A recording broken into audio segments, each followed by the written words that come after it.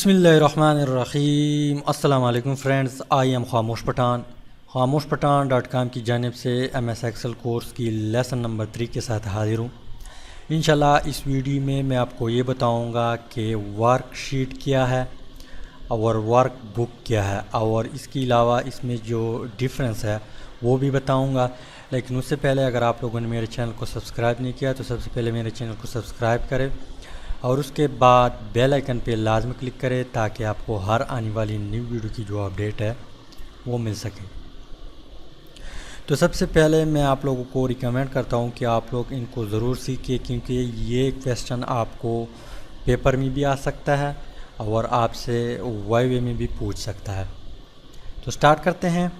Excel को open करते हैं। एक्सेल ओपन करने के बाद तो सबसे पहले हम ये सीखते हैं कि वर्क के बाद जो शीट का लफ्ज़ आता है, शीट क्या होता है।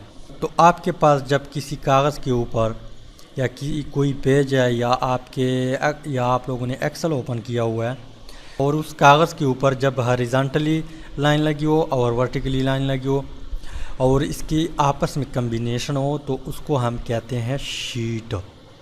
और उस शीट के अंदर जब आप काम करेंगे तो उसको हम कहते हैं वर्कशीट।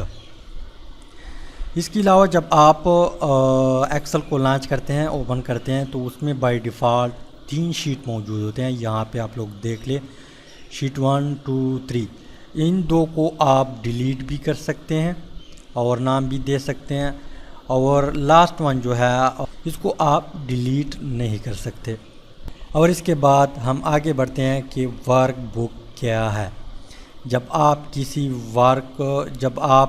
एक्सेल फाइल को किसी नाम से सेव नहीं करेंगे तो वो बाय डिफ़ॉल्ट जो है बुक 1 के नाम से उसी फाइल को सेव कर देता है और उसको हम कहते हैं वर्क बुक।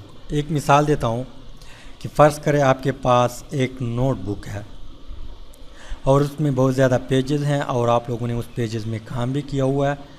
तो आप लोग यूँ समझे कि वो नोटबुक जो है वो आप लोगों के पास वर्क बुक है और उसके अंदर जितनी भी पेजेस हैं आप लोग उसको वर्कशीट कंसीडर करें। तो यहाँ पर भी इसी तरह है कि जब आप एक्सेल फाइल को सेव कर देते हैं तो उसी फाइल को हम वर्क बुक कहते हैं, और जब हम उसी वर्क बुक को उसी फाइल को ओपन कर देते हैं तो उसके अंदर जो शीट मौजूद है और हमने उसके अंदर काम भी किया हुआ है तो उसको हम कहते हैं वर्कशीट। तो उम्मीद है कि कुछ ना कुछ समझ आया होगा। अगर समझ आया तो आप लोगों ने वीडियो को लाइक भी करना है और शेयर भी करना है। Thanks for watching.